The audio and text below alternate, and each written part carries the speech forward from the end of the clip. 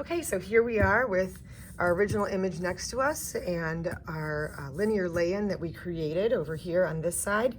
And now it's our job to practice our technical skill of matching the values and then creating the textures on top of the values. We're gonna go values first, forms first, texture second. And that's what we learned in our Proko videos, is that you always worry about creating the look from the shape, because right now we have flat shapes. We want to make it look three-dimensional by adding all of these highlights, halftones, and shadows in here. So by doing that, we're going to focus on creating our values first, and I'm always going to start in the background. So many kids are ready to just jump right in and start right here in the foreground because this is our main subject matter, and I want to just get straight to this part. But the problem with that is that if you train yourself to start always in the foreground, you're always going to be trying to draw things behind other objects, and that's not very easy. It's easier to start with what you see in the background and then work your way forward and overlap from background, middle ground to foreground. All right, I think that's what I wanted to say about that, and I am ready to go. I also want to look at the direction. So when I shade this sky, I know that skies are normally horizontal, so I'm going to, unless it's rainy, of course, then it's vertical. But I'm going to hold my blending stump in my hand like an artist, put it in here so that I can roll it between my fingers here, and turn my hand over, and I'm going to start right here. And you can see how lightly I am starting because I'm looking at this and I'm comparing it to what I know from my value scale. And I say that's going to be approximately a value 3, maybe a 4. And it looks a little darker down here by the tree line. So I'm going to come back down here also. And notice I'm very soft. I'm coming up and around this white part of the boat right here. And I'm going to try to stay in a horizontal motion because remember, the direction also matters. It can give the illusion of 3D with just lines in a direction. I probably have an example of that around here somewhere. So I'm just going to kind of go along and try to look over here. There we go. And again, you all know I'm working with my arms around my tripod here. And I'm going to try to blend this in as smooth as possible. I'm going to blend out all of these areas. And you know what? These poles are darker than the sky, so I can go right over those. And again, I stay in a horizontal motion. Now, I already had graphite on my blending stump, so I didn't need, that was from practicing my value scale and the shapes to forms. So I didn't need to add any graphite in there, but should I need to add graphite in there, you can take any old scratch piece of paper. You could even take this one on the back of it, take your ebony pencil, create a value 10 right there, and then roll your blending stump in it so that you get more graphite in it, all right? And then you can take some graphite out by trying to just go on the other side of the paper there. That was gonna be a little too dark for what I'm doing over here. So again, I'm gonna start back here. And it's okay to go outside of the lines here because I really need to look at this and see this line right here. But it's okay to go outside the edges. Let me finish that thought. Because we are going to be framing these, and that's what that other sheet of paper is for. And notice how I get a nice straight line there because I am butting it up against, I'm using my pencil, my blending stump in a horizontal motion, and I can move that as I go. Let's see here. Oh, the flag comes back down and around. I'm always using this as my visual reference. So again, I'm going to re-angle that, and I can get right up next to there, and there's, look at that nice implied line right there. Notice what I'm not doing, everybody, is tracing everything. We are not tracing everything. The reason we can see that this shape, this white shape is right here, is because it's next to, it's a value 1, it's really white compared to this value maybe 3 or 4 over here. So the difference in values is what gives us the implied line. I've seen so many kids in the past start outlining, like I'll outline this pole. We are not tracing over the lines that we have already put down on here. These lines are a guide for us where to start and stop different values. So if you think of it like that, you're good to go. Now, here's the pole. Next to the pole, it's really light. And then we have a darker part of the flag that kind of comes down. So I'm going to use the downward motion. So there's that, the post. Here's the white area, which means this is going to be my darker area here. Notice how I'm holding my pencil again. And then there's a really dark part right in there. So I'm going to push down a little harder. There we are.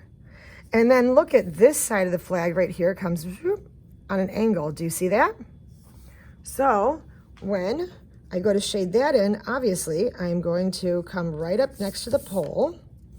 Let me use this again because I don't want to go over. So I line that up. Oops, come here.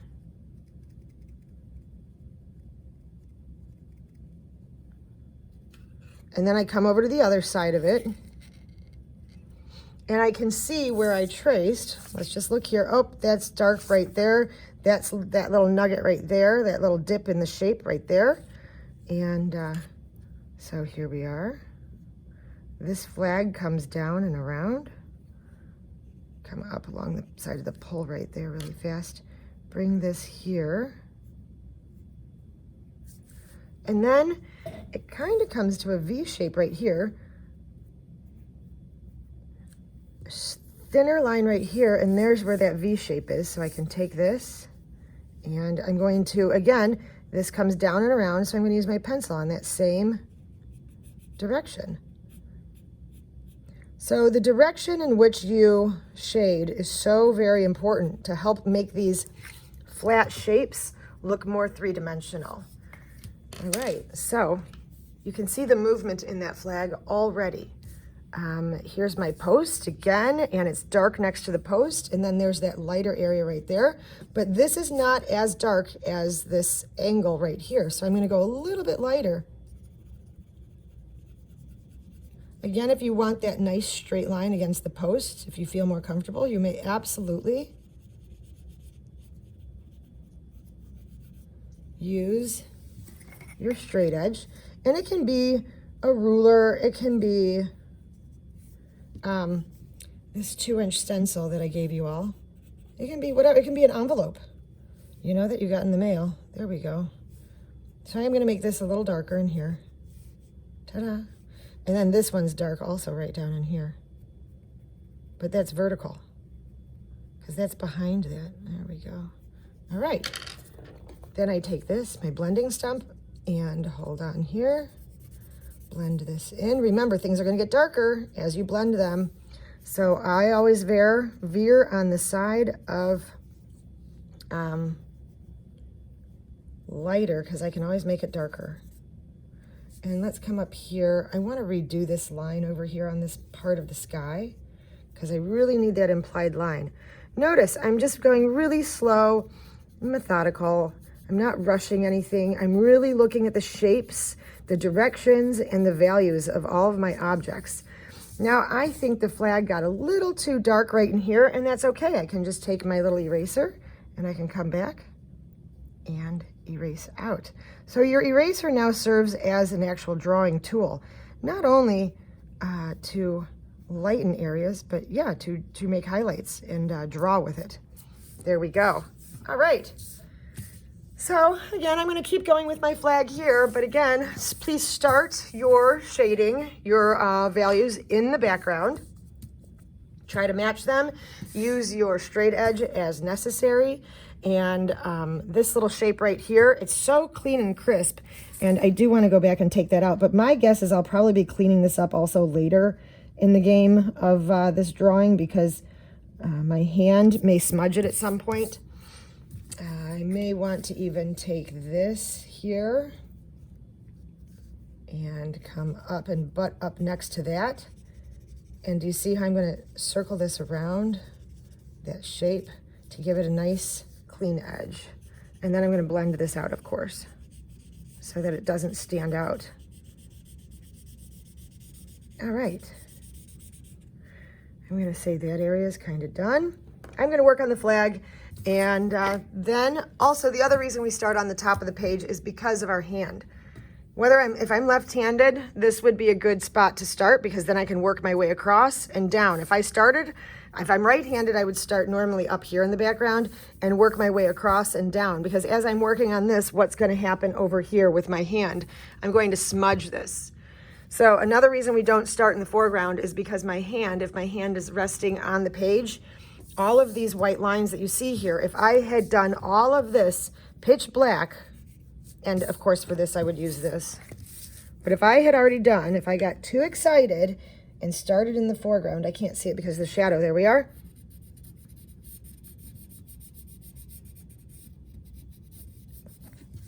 So that's just an example. And then I start working over here, you can already see how I have smudged over. So another reason you do not want to start in the foreground ever is because you will smudge it. So if that happens and you have that accident, that mistake, you can just take another piece of paper and put it over the area. So for example, now I don't want to smudge this, so I'm just going to take this sheet of paper and put it down over that to protect it as I'm working on other parts of the image. So again, your job is to practice your technical skill of applying values to flat shapes to make them look three-dimensional forms first, and then go ahead and add textures over that. And you can see this in the tree, so you'll see that my tree line is definitely darker than my sky, and I would do this here. So let's get our value in there first, and I can smudge this around here. And then I'm gonna go back in later. Let's get that tree line first. Up against the line of the boat there. Value first, and then there's this white building here. And trees are kind of poofy, so I'm going to use kind of a poofy stroke here. Then you can go back in and start adding the texture of the trees. You see some of these dark spots in here? And they're just going to be like kind of random. I don't need to draw every individual leaf. I'm just going to suggest a little bit. Come up right next to there. There you go. The organicness of that tree line. And perhaps I do want to cover my post right here so that I can get right up next to there and have that clean implied line. All right, so I am going to apply that there. Bring this, smudge it out. Oh, we're going to have a very nice straight line right there. I love it. All right, and you can see some of my implied trees in the background there. It's really dark down here in between this white part and here. So I'm just comparing what I see. Here, give it a little, I call them a little shaky shakes. There you go. Give it a little shake on your pencil to get it nice and organic. Oh, I love it. That really gives the definition of the tree there. And this flag does indeed come down to like this nice point there. There we go, we got that. So match, blend, values first, texture second. Look at that dark spot in there. I can make that dark spot in a minute. Once I get this other value in here. There is this white building right in here. I do want to save these areas of white. I'm going around them. So this has taken me about 15 minutes to get done with just this part of this image. Or at least this video demonstration is taking me about 15 minutes. It doesn't mean that it's going to take you 15 minutes, but you can see how much care and focus I use. And I'm not rushing through anything. I'm really focusing and taking my time, making sure I can see little details. There's some buildings right there. Underneath it is the water, and there's a white boat that I traced right there, and my water is horizontal also. There's my flag post again. So let's get under the water here, and you can see all these different values. And now I can go back and add that shadow and texture of the trees. Some of the trees even come up around underneath, but I do know that there's a lot of shadows in here. This is just suggesting that these are trees right in here. I just need to suggest it. If I need a little detail, I can come back through with the tip of my pencil and draw little fine details. So right now, again, I'm just getting my shadows and adding textures over it. All right, cool. Oh, look at that. I love the way it looks from the camera side. All right, that's it. I'm not going to talk anymore. I think you guys are ready to go and start in your background. If you're right-handed, start upper left. If you're left-handed, you can start in the upper right. But I know that I can always take a piece of paper, and I was just really excited to get to the very background sky because this is part of our foreground image. So when I'm working on this side, I can take a clean piece of paper and cover this side. Email me with any questions. All right, and I will do my best to send a video, and every day we're going to be working on this week. So today, Tuesday, Wednesday, Thursday, Friday. Let's have a goal of finishing this by Friday. If we can spend about 15 to 20 minutes per day here, and probably about 25 minutes on this, 25 minutes a day over here, 25 minutes, I think we can get this done by Friday. Okay, everybody? That's our goal. Let's stick to it. Let's work towards it, and let's make these shapes look like forms with texture.